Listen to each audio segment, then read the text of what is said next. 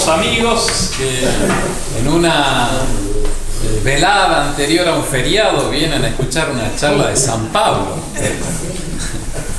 Bienvenidos. Vamos a hablar hoy de la tercera parte de la vida de San Pablo. Son 4 capítulos. Hoy es el penúltimo. Hoy vamos a tratar sobre Arabia y Antioquía. Ese es el título de la charla de hoy. Arabia y Antioquía, purificación y el primer apostolado. Así que si vuelven a casa y le preguntan de qué hablaron hoy, de la purificación de San Pablo y su primer apostolado. Arabia y Antioquía. Este es el plano geográfico. A ver, acá hay un mar. ¿Sabés cómo se llama este mar? Está mal dibujado que no se... No, por eso sí, no es exacto. Realmente hay que tener imaginación, ¿verdad? Pero este es el mar Mediterráneo. Mar Mediterráneo. Acá está Jerusalén, donde nuestro Señor muere. Acá está Tarso. ¿Cómo se llama el país actualmente donde nació San Pablo? ¿Alguien se anima a responder? No pregunto a nadie si es. Turquía. Bien. Esto es Turquía. Hemos visto entonces en nuestra primera charla Tarso, la patria chica de San Pablo. Después vimos Jerusalén, donde él estudió la ley, donde bebió de las fuentes mismas de la religión judía, israelita, hebrea del momento. Bien. Y hemos visto en la charla anterior donde él se convierte. Damasco. Nacho, ¿sabes? Sí. Damasco, muy bien, excelente. Damasco. Y hoy vamos a ver lo que pasó, y ahora ya no marca una ciudad, sino una región. La región que está hacia la derecha, el este, donde nace el sol, el oriente de Damasco, se llama Arabia, el desierto de Arabia. De hecho, actualmente acá se extiende hasta el Golfo Arábico, donde está Qatar, Dubái, Emiratos Árabes y el país de Arabia. Por acá. Y acá está el Golfo Pérsico. Entonces vamos a ver Arabia y otra ciudad, Antioquía. Esa es la charla de hoy. Voy siguiendo al autor que lo hemos tomado como guía, Otto Hoffmann. Esto no sé, ¿era cura? Sí. Sí, porque se nota en su lenguaje la concepción. ¿De cuándo? No sé exactamente, pero en una de las cosas dice Monseñor Otto. Ah, órale. Órale. Se nota en su concepción que es una mente más formada por la teología de los seminarios. Antioquía y Arabia. De hecho, el autor es bastante espiritual. En Arabia se va a producir la purificación de San Pablo. Y Arabia no solamente va a ser Arabia, va a ser Jerusalén, va a ser de nuevo Tarso, donde él va a volver. Y Antioquía va a ser el inicio del apostolado de San Pablo, su primer apostolado. Una ciudad grande. Dice el autor que era la tercera ciudad más grande del Imperio Romano, después de Roma y Alejandría. El otro día en la charla de las mamás, de las señoras del Rosario, tiré una cifra que me sonaba de memoria. Corinto, 300.000 habitantes. Y después revisé, sí, 300.000 habitantes, era una ciudad inmensa. Así que si Corinto era de 300.000, no sé cuántos debe haber tenido Antioquía en ese momento. Actualmente Antioquía se llama Antaquia. Es una ciudad de Turquía. Tiene 360.000 habitantes según Wikipedia. ¿Le creo o no, Fernando? No. ¿A quién? ¿A Fernando o a Wikipedia? No, bueno. Ninguno de los dos. Si ya cree el Fernando, estamos perdidos. Acá Turquía, Turquía es por acá más o menos, y tiene como una pequeña entrada a esta zona, así como una entradita a lo que sería Siria. Antaquia actual era antiguamente Siria. De hecho va a ser conocida como Antioquía de Siria, distinguiéndola de Antioquía de Pisidia, que era más al norte, exactamente, que era lo que sería el Asia Menor, que llamaríamos nosotros esta zona. Había otra Antioquía muy conocida, no tan grande como esta. ¿Qué pasó acá en Antioquía de Siria? Es la primera ciudad donde se utiliza la palabra de cristianos. Antes los judíos nos llamaban nazarenos, con cierto desprecio. Y la primera ciudad donde se empieza a decir, bueno, estos son cristianos, y con orgullo lo podemos decir, es en Antioquía de Siria. Capital de la ciudad romana de Siria. De hecho, Poncio Pilato dependía de Siria, de Antioquía. Era como la región principal y Palestina, Judea, era una región dependiente de la provincia romana de Siria.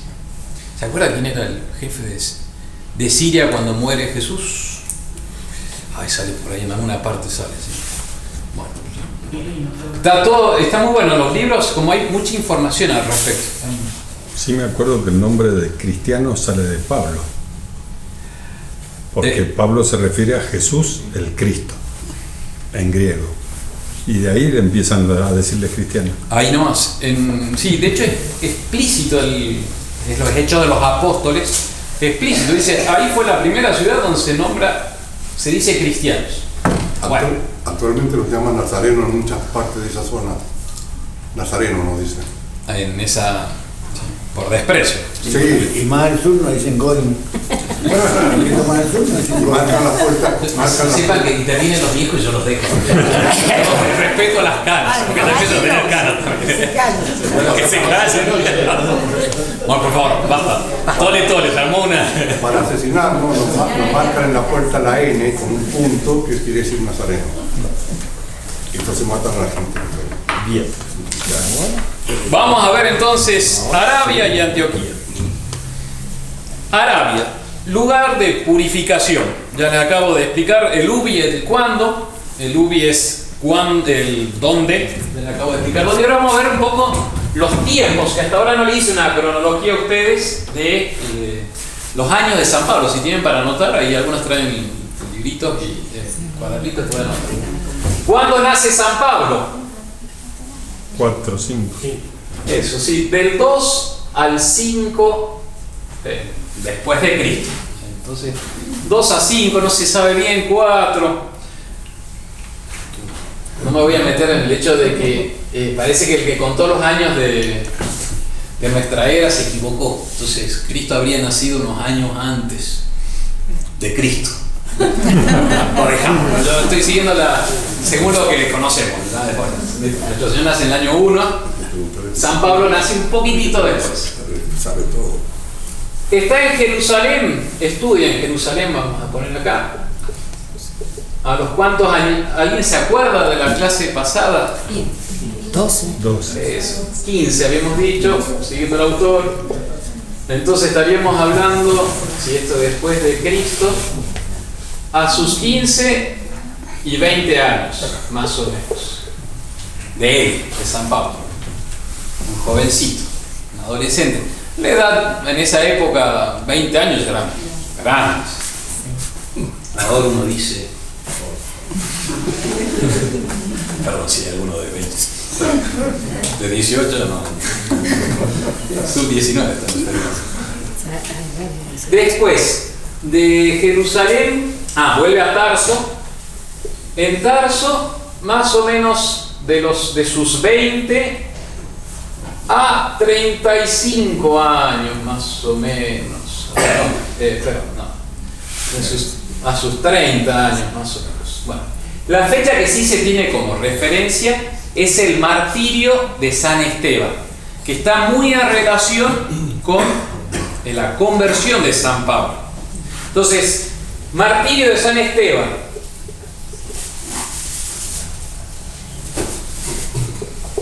Y conversión de San Pablo. Se calcula que fue en el año 36. 36 después de Cristo. Entonces, por supuesto. Esta es la referencia. Y como decía Dardo la vez pasada, justo en ese momento no estaba Poncio Pilato, por eso no había autoridad, por eso se apresuran en juzgar.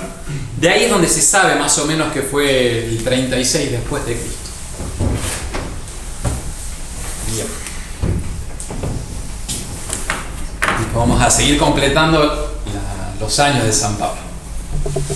Entonces San Pablo se convierte a sus 32, 33 años. Llega, eso es el problema, la conversión, ese rayo que lo deja marcado, la conversión cuando se le aparece Cristo, es en las afueras de la ciudad de Damasco. Queda ciego y nuestro Señor le dice: entra a la ciudad y allí se te dirá lo que has de hacer.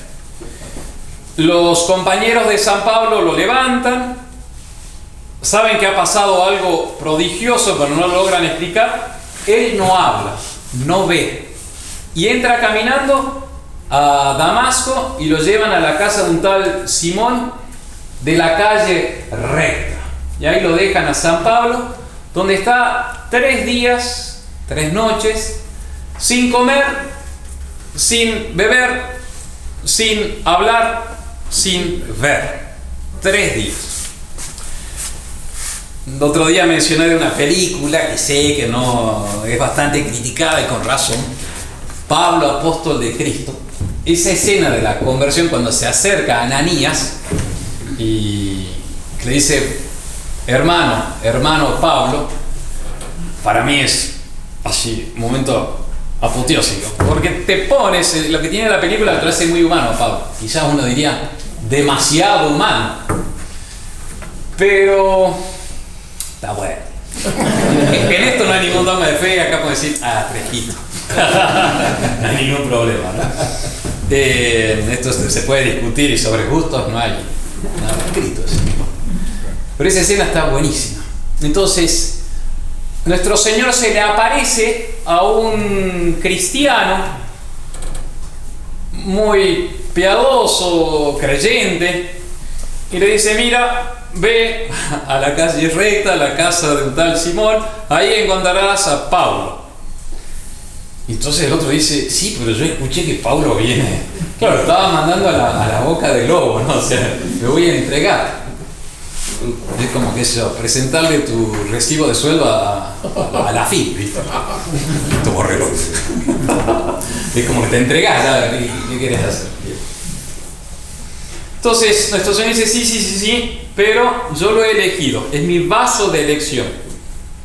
Él llevará mi nombre ante los gentiles y yo le mostraré todo lo que ha de sufrir por mí, por mi nombre.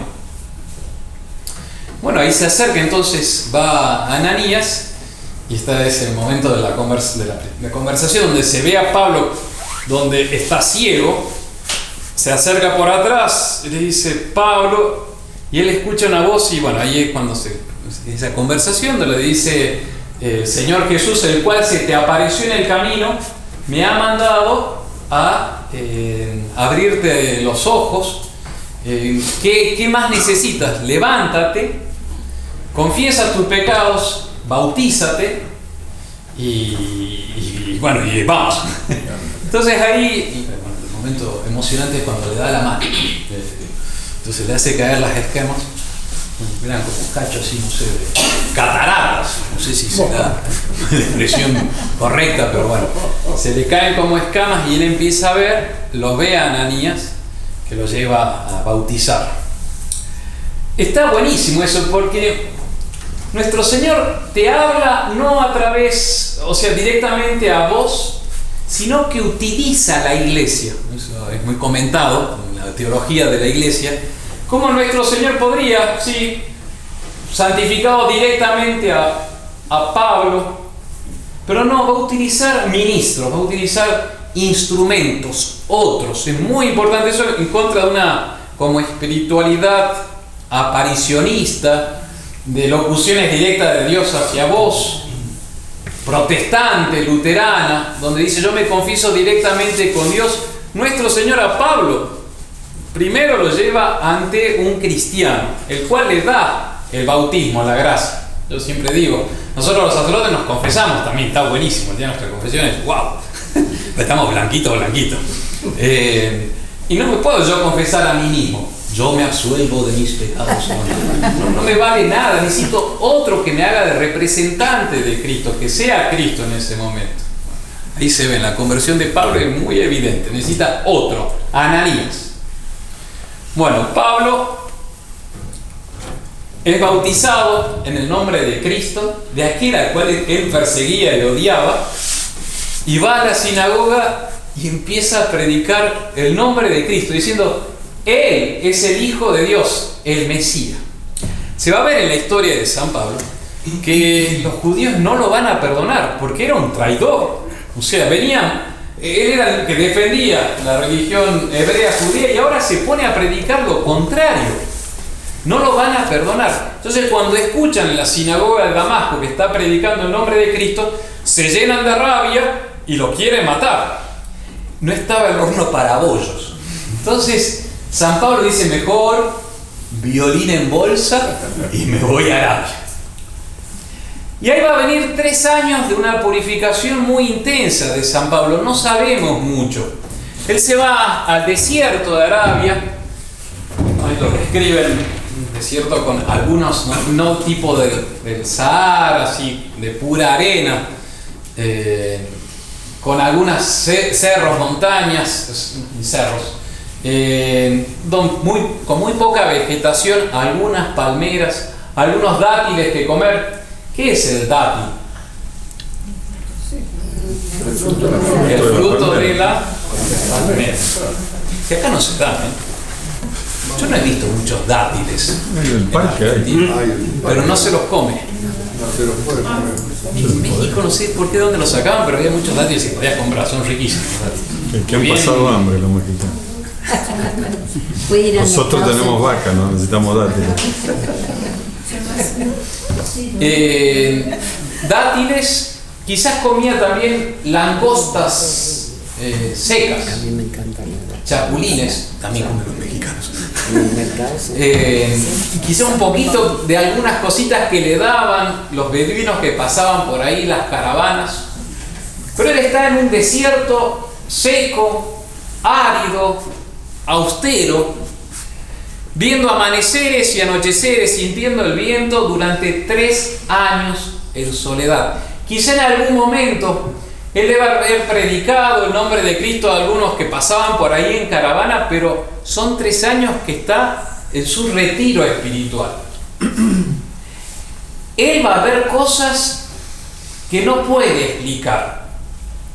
O sea, mucha purificación, pero también algún consuelo quizá de nuestro Señor que se le aparece, que lo instruye, el mismo Maestro. Ahí va a ver durante ese tiempo cosas que no está permitido al hombre decir. Conozco un hombre en Cristo que fue arrebatado al tercer cielo hace 14 años, le escribe a los corintios. No sé si en su cuerpo o fuera de su cuerpo, Dios lo sabe. O sea, ni él mismo entiende qué ha pasado. De este hombre sé que fue llevado al paraíso. No sé si en su cuerpo o fuera de su cuerpo, Dios lo sabe. y oyó palabras inexplicables que un hombre no puede comprender. Bueno, ahí Pablo tiene un conocimiento de Dios muy especial. No podemos explicarlo. Después de 3 años, es bastante 3 años, no pasa así nomás, y menos en el desierto. Pablo piensa que ha llegado ya el momento de volver a la vida cotidiana, al mundo. De hecho, los apóstoles también habían estado 3 años de retiro con nuestro Señor. Bueno, ella también podía considerar que había cumplido esos 3 años. Y vuelve a Damasco. Y vuelve a Damasco pensando que, bueno, ya ha pasado el tiempo, se han serenado los ánimos. Ya no lo van a llamar traidor y no le van a mostrar los dientes de rabia. Puede ir a predicar el nombre de Cristo. No. Y lo van a querer matar. Y ahí vamos a tener, podríamos decir, una escena un poco vergonzosa del apóstol de voluntad férrea, el que quiso ir a conquistar Roma y a destruir imperios. Una escena un poco deshonrosa del apóstol de las gentes. Va a tener que escaparse de la ciudad de Damasco, amurallada, fortificada, colgando de una canasta, escapándose como un ladrón. Es un poco deshonroso, ¿no? Como que si podés elegir tu propia aventura, ¿se acuerdan los libros ese? Elige tu propia aventura. Vos no habrías elegido, me escapo de Damasco colgando de un canasto sin querer ser descubierto por los guardias. ¿Por qué no dio su sangre por Cristo en ese momento? ¿Por qué no se ofreció el martirio en el holocausto? Se escapó. Perdón, Pablo, si el día de mañana me va a juzgar, ¿no? Pero yo sigo el autor un poco más de... En Damasco ordenó el gobernador del rey Aretas custodiar la ciudad de los damasenos para apresarme, escribe él. Pero por una ventana abierta en las murallas me escapé metido en una canasta y así escapé de sus manos. Dice el autor, y realmente no pudo ser más lamentable ni más desgraciado el comienzo del apostolado mundial. Cuán saludables, sin embargo, son estos humanos fracasos para un apóstol. Si ustedes se van a llevar quiero que se lleven un concepto espiritual, una enseñanza espiritual de esta charla, son lo bueno que son los fracasos humanos. Arabia. Bueno, se escapa de Damasco Pablo y dice, ¿a dónde voy a ir? Bueno, me voy a ir a Jerusalén a presentarme ante aquellos que han escuchado a Cristo, a los apóstoles, a Pedro. Voy a ir a recibir mis cartas de credenciales. Yo, Pablo, nuevo apóstol. Y nos podemos imaginar, dice el autor, cómo iba entusiasta y emocionado por el mismo camino que había andado para perseguir a Cristo. Ahora iba desde Damasco a Jerusalén para decir, quiero anunciar a Cristo. Y llega a Jerusalén. Se calcula el año 40, más o menos 39, 40. Si a los 36 fue su conversión, los 3 años de Arabia, bien, más o menos en el año 39. ¿Se había producido el primer martirio de apóstol? Pregunta difícil, ¿eh? Santiago, muy bien. Es en el año 45, todavía no. Llega a Jerusalén, hacía 4 años que se había convertido. Llega a Jerusalén y los cristianos dicen, ¿qué hace este Pablo acá? Y le empiezan a escapar, a dejar de lado este nos viene a engañar. Claro, él había predicado en Damasco, pero el recuerdo que quedaba es que era Pablo, y peligroso Pablo, y se le escapan. Como ovejas de un rebaño, cuando llega un lobo, un lobezno, salen corriendo. Y hay uno ahí al cual le debemos a Pablo, le debemos agradecer Pablo. Se llama San Bernabé. Bernabé lo escucha a Pablo, que quiere predicar en nombre de Cristo, quiere estar con los hermanos salen corriendo, y lo empieza a escuchar. Tiene ruido. Es con S, no con C. Hacen ruido. Es para poner un poquito de onda. Entonces San Bernabé dice, no, a ver, esperen. Va a hablar con Pablo, lo escucha, y él pone su nombre y va delante de los otros apóstoles. En ese momento había dos, Pedro y Santiago. Santiago, ¿el menor o el mayor? ¿Se acuerdan que había dos Santiago entre los apóstoles de Jesús? ¿Cuál es el que estaba en Jerusalén? Ya salió. El motor que dice silencio. Puede seguir matando. Es que tengo una hija en problemas. Había dos Santiagos entre los apóstoles. Santiago el mayor, Santiago el menor. ¿Cuál es el que se queda de jefe, de obispo de Jerusalén? El menor, muy bien. Y el mayor es el que va a España, nuestro Santiago, el 25 de julio, el patrono de la ciudad, el que predicó en España. Santiago el menor era pariente, primo hermano de Jesús, primo hermano de Jesús. Bueno, había dos apóstoles nada más, de los meros, también bien mexicanos, Pedro y Santiago en Jerusalén. San Bernabé va y se los presenta. Mire, este es Pablo, ha predicado el nombre de Cristo, no le tengan miedo. Entonces es recibido. Se va a quedar San Pablo en Jerusalén con Pedro y Santiago esos días, que van a ser muy pocos. También va a ser otra cosa medio. No era el mejor inicio, por decir así. Los fracasos, Arabia. Se quedan apenas 2 semanas. Pablo era conocido en la ciudad y él empieza a discutir con los israelitas, los judíos, acerca de Cristo. ¿Y saben cómo se pone el ambiente? Con Pablo, el traidor, predicando el nombre de Cristo. Es como que le vino a agitar el avispero. Pedro y Santiago habían logrado a gata tener una cierta tranquilidad en Jerusalén. Llega Pablo a lo bestia, como unos elefantes en un bazar, y empieza a romper todo, porque empieza a discutir, y los judíos empiezan a buscar. Entonces Pedro y Santiago le dicen: mirá, Pablito,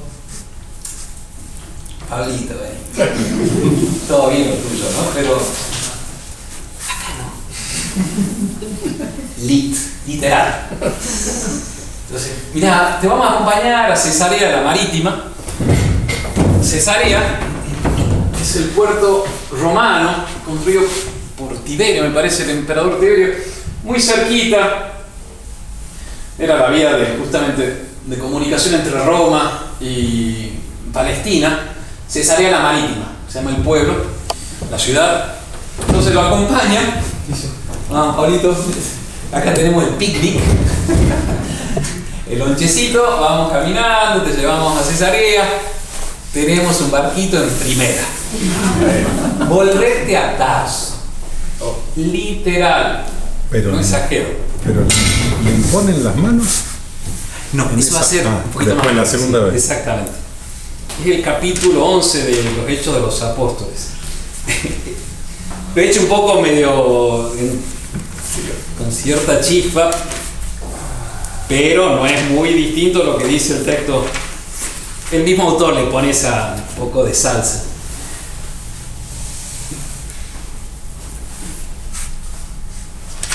¿De cuánta era la comunidad en Jerusalén? ¿Cuánta gente? En ese momento no sé. 7000. Claro, porque eran las conversiones. Era enorme. De hecho, bueno, el cristianismo nace gracias a todas esas pueblo fiel de Jerusalén, de Israel. No, que ver acá. Esto es. Entonces, no. No.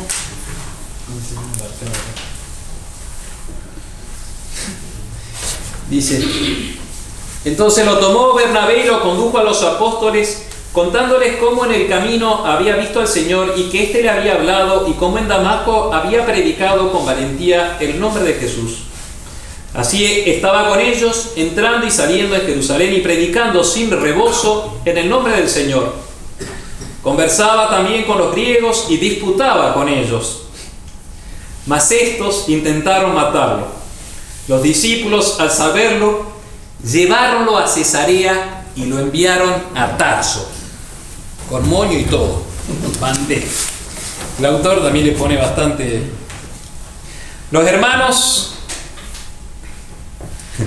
este hermano Pablo podía serles tan peligroso siendo apóstol como cuando era perseguidor. Con su arrebatado proceder, suscita en la delicada situación de Jerusalén nuevas dificultades contra la joven iglesia. 7000, claro, era o Pablo 7000.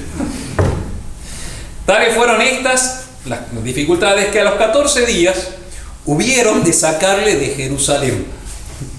Los hermanos sacaron a Saulo de la situación peligrosa para él y para ellos,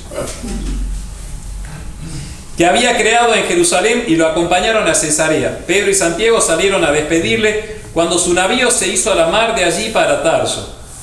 De allí lo encaminaron a Tarso, y ellos salieron aliviados a Jerusalén. Pablo volvía pensativo a su patria, Tarso, hacia el año 40, 4 o 5 años después de su conversión en Damasco. Volvía como un hombre desilusionado por la vida. Nadie le invitó a quedarse en Jerusalén. Nadie le dio un cargo. Nadie le pidió que volviera.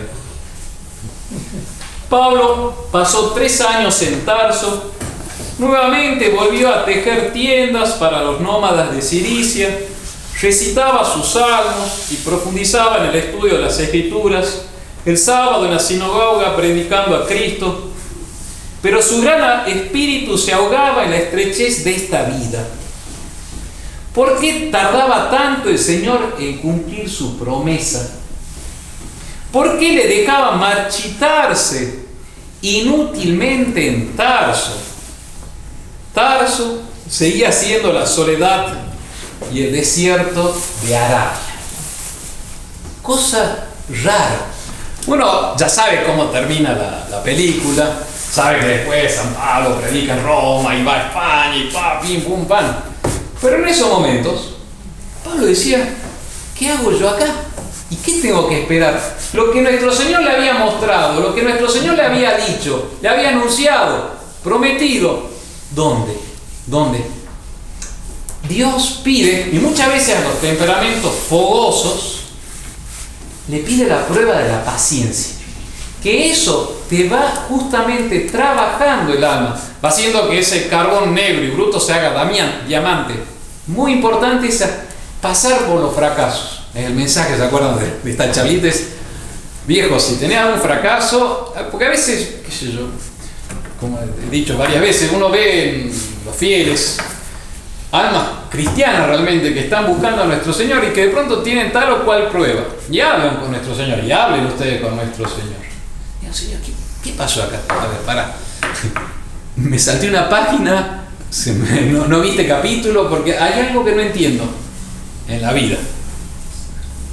Bueno, va a explicar el autor que este torazo, que era Pablo, porque era un toro fortísimo, necesitaba ser probado en su temperamento, en su fogosidad, en su acción. Hombre de voluntad férrea que quería lanzarse ya. No, te voy a pedir más o menos 10 años de Arabia.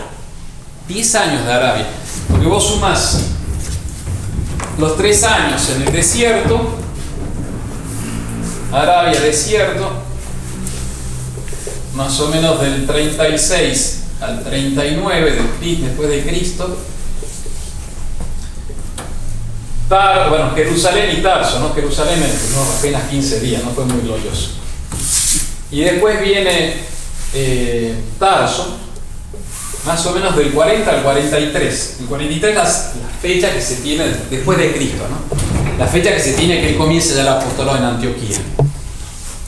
De las que, los estudiosos dicen el 43 podemos considerar que es el año del apostolado en Antioquía.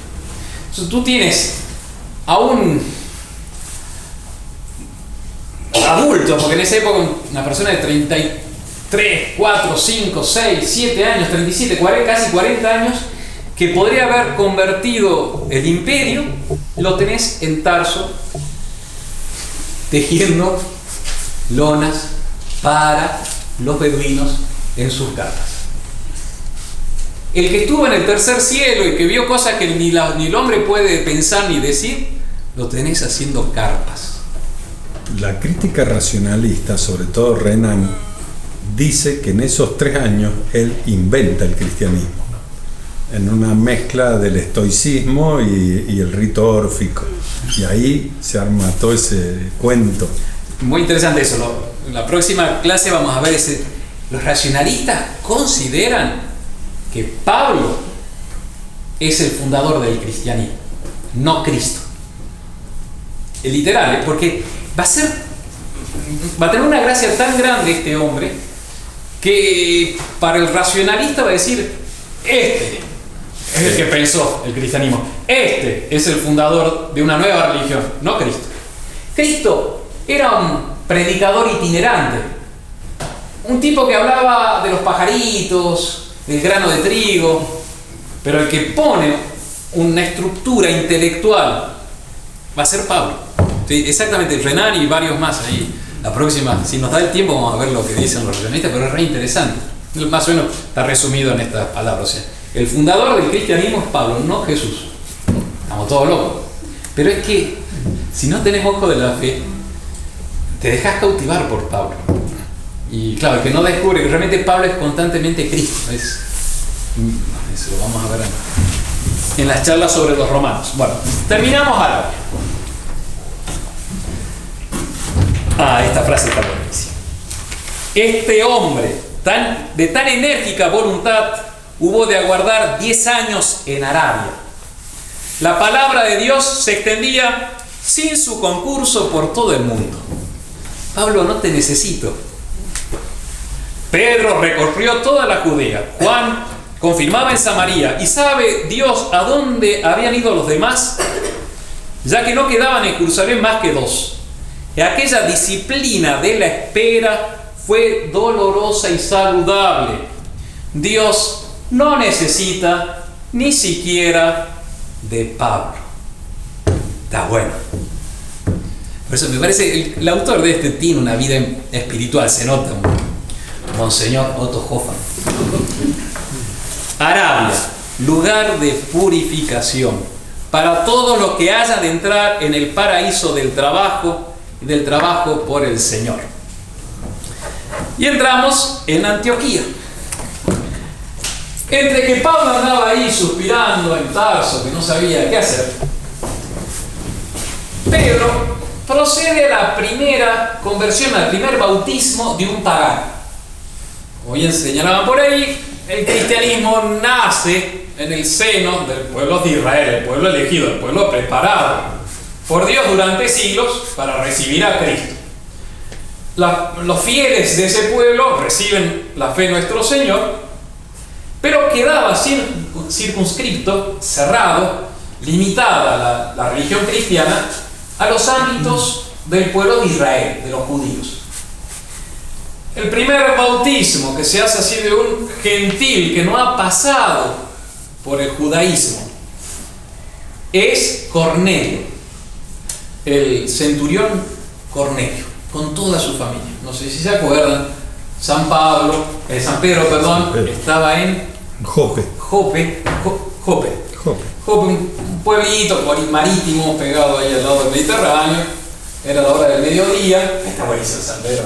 Siempre cuando uno lo descubre tan así, tan sensible. Era la hora de la comida, tenía sueño y tenía hambre. Uno dice, Pedro, sos mi ídolo. O sea, bien así como que lo sentí cercano a San Pedro. Entonces era la hora del mediodía, se va a rezar y te agarra sueño. Como muchas veces nosotros los padres cuando estamos haciendo la meditación, en el momento del sueño. Uno duerme de bien en el momento de la meditación. Y el mediodía, con hambre. Entonces él tiene un sueño entre que rezaba y tenía hambre. Nuestro Señor le presenta muchas viandas, comida, carne, animales para comer, pero algunos eran permitidos y otros no. ¿Se acuerdan? Que no eran prohibidos. Puerco entre ellos. Entonces nuestro Señor le dice, bueno, come. Dice, no, jamás voy a comer. Dice Pedro. Entonces no, le dice, jamás voy a comer algo inmundo. No llame inmundo lo que Dios ha santificado. Entonces Pedro se despierta y dice, ¿qué quiere decir nuestro Señor? Y en ese momento sienta que tocan la puerta dos soldados romanos, mandados por el centurión Cornelio, que buscaban a Pedro y que querían recibir la fe. Entonces Pedro dice, nuestro Señor me quiere decir que ahora hay que abrir el Evangelio para todos, no solamente a los judíos de nacimiento, a los judíos prosélitos, o sea, aquellos que siendo paganos se hicieron judíos. Ahora es para todos, no es necesario pasar por el judaísmo, por la ley mosaica, la ley de Moisés. Entonces, bueno, se producen las primeras conversiones de los paganos, sin pasar por el judaísmo, y en la ciudad de Antioquía, la gran ciudad de Antioquía, empieza a crecer una comunidad de cristianos más fuerte, muy fuerte. Entonces los de Jerusalén le dicen a San Bernabé, anda a Antioquía, y bueno, fíjate qué onda, fíjate a ver qué está pasando por ahí. Y llega San Bernabé y ve que nuestro Señor Dios estaba dando gracias especiales a esa primera comunidad de bautizados del paganismo total. Antioquía era una ciudad muy corrupta, era también lo mismo que Tarso, paso entre el oriente y el occidente.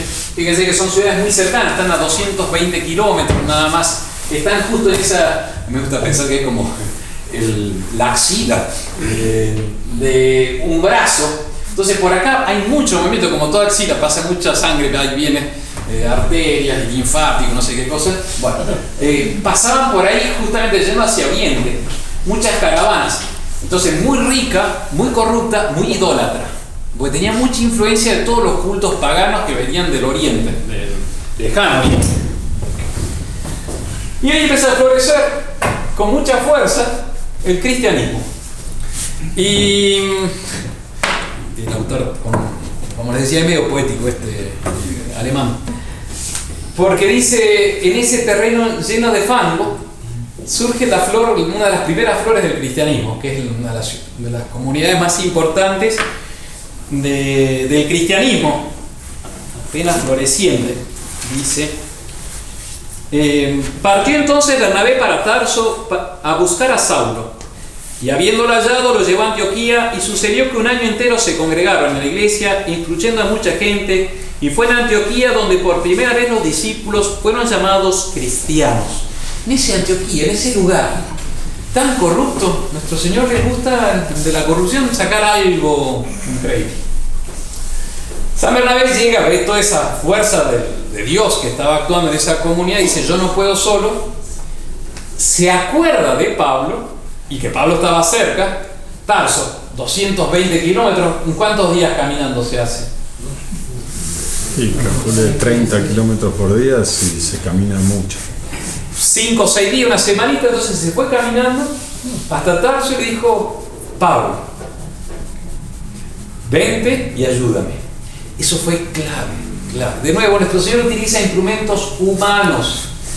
Y fíjense que Pablo no es que fue y dijo, yo me presento. No, esperó a que lo llamen. Cosas raras. En el cielo, cuando lleguemos, vamos a tener muchas cosas a descubrir. Y entre otras va a ser la historia de Pablo, cómo se fue moviendo, que muchas veces es nuestra propia historia. Dios tiene sus tiempos, sus momentos. No es antes, no es después.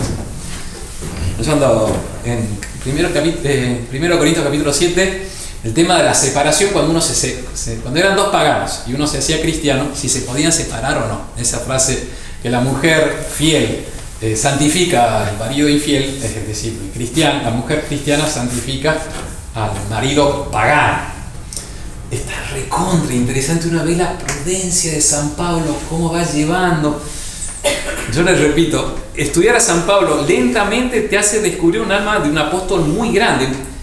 Uno puede pasar muy rápidamente, pero es muy sustancioso. Dicen que San Juan Crisóstomo leía todas las semanas las epístolas de San Pablo. Era como su lectura frecuente.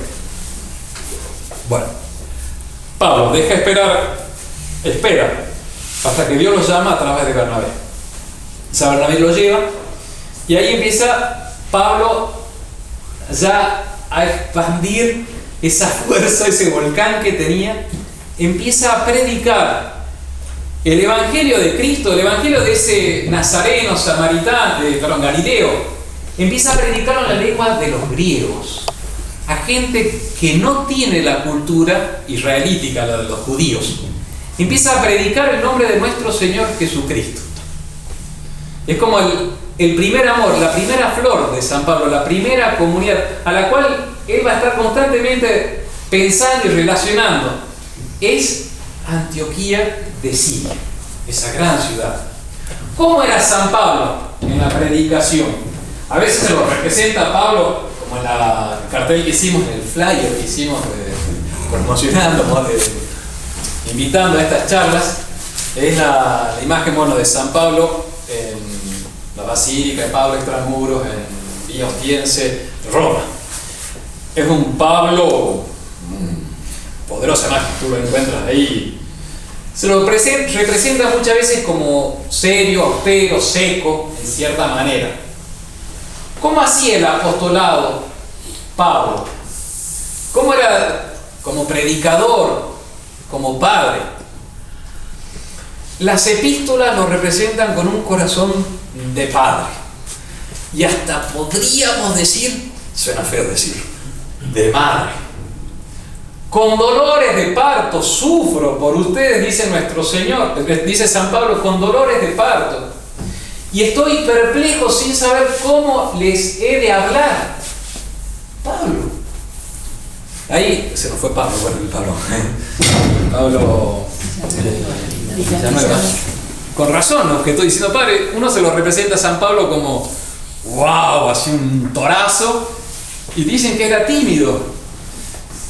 Y acá también lo lees y es un Pablo de un corazón así hasta medio sensible, no sensiblero, pero muy cercano. Es lo que primero que a mí me pasó leyendo los Romanos, que solamente he leído Romanos y la mitad de Corintios, o sea que me faltan varios años más.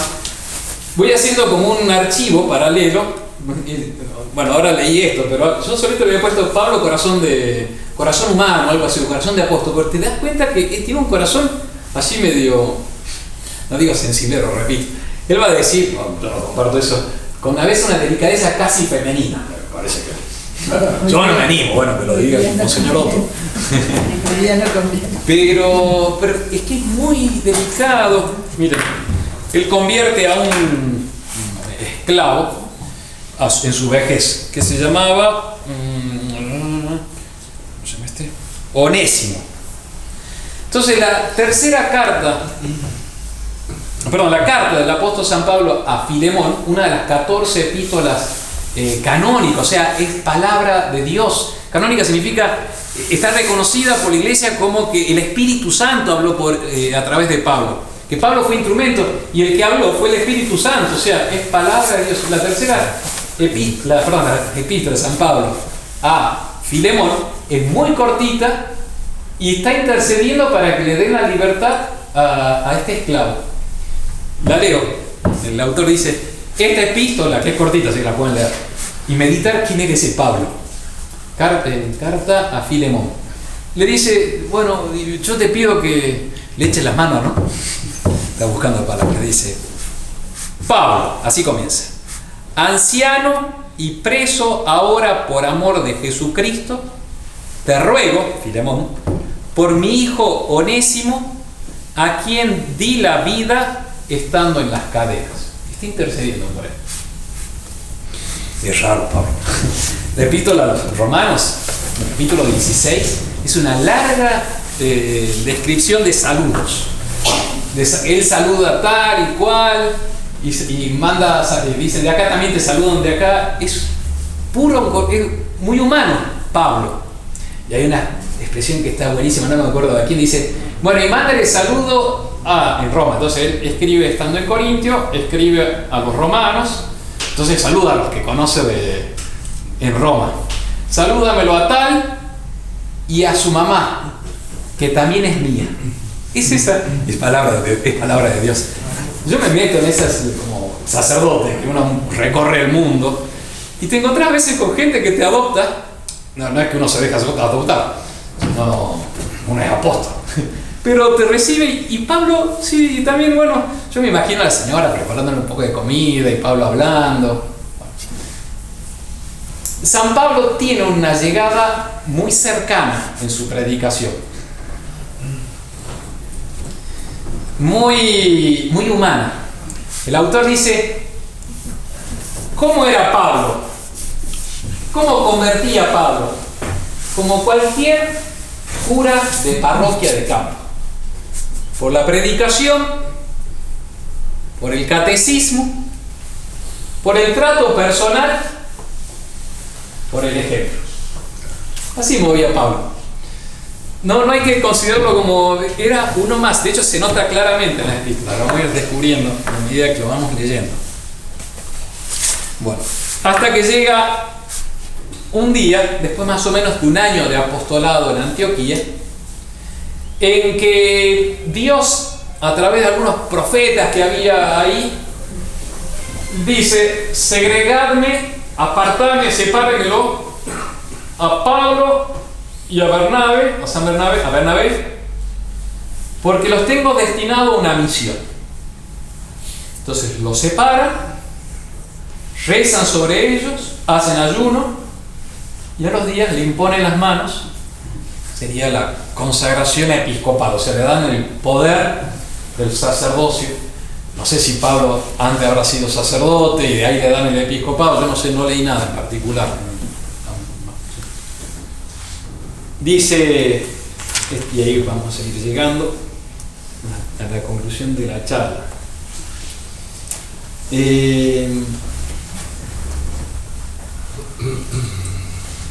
A ellos, mientras ejercían el ministerio ante el Señor y ayunaban, dijo el Espíritu Santo, separadme a Bernabé y Saulo para la obra a la cual los tengo elegidos. Entonces, después de ayunar y orar, les impusieron las manos y los despidieron. Y ahí va a comenzar la vida más errante, judío errante, que se dice a veces de los judíos. Es Pablo a ser a la enésima potencia.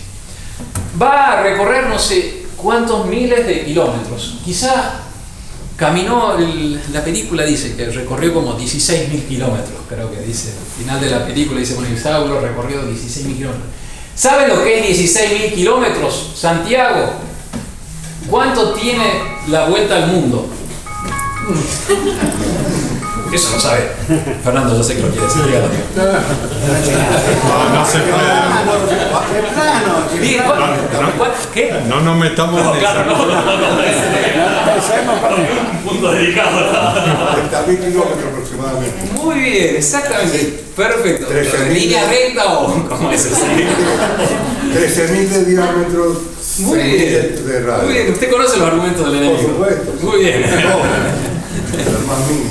Exacto. 39.000, casi 40.000 kilómetros. O sea, es un montón. Lo recorrió Pablo ciertamente en navíos, en barcos, quizá a caballo, pero hizo un camino inmenso este Pablo, predicando el nombre de nuestro Señor. Bien, ahí la próxima charla va a ser, Él llevará mi nombre a todas las naciones, a todas las gentes, ante reyes y pueblos. Eso vamos a ver. La próxima charla es una breve descripción de los lugares que recorrió. Y después, lo que va a estar más bueno, es el final de lo que dice nuestro Señor a Ananías, y que se lo revela también a Pablo. Le mostraré cuánto debe sufrir por mi nombre. Está muy bueno. Repito, son charlas de Sagrada Escritura y espiritualidad, porque estamos viendo un poco lo que es la vida de un santo, que uno debería vivirla. Si quieren, si les interesa, los invito a leer la Sagrada Escritura, porque es un curso de espiritualidad y escritura. Yo creo que los Hechos de los Apóstoles ya lo podrían leer a partir del capítulo 9. Son 24, creo, capítulos, me parece, de los Hechos de los Apóstoles. 28. Son 28, creo que podrían, son 20, casi 20 capítulos, la mayoría es de San Pablo. Y irse preparando los que quieran para leyendo a Romanos, que se va a hacer ya. Estoy pensando, vamos a hacer un diseño en 12 charlas los romanos, los puntos principales de la vida espiritual, como la vivía San Pablo y como la deberíamos vivir nosotros. Bien, seguimos la próxima clase.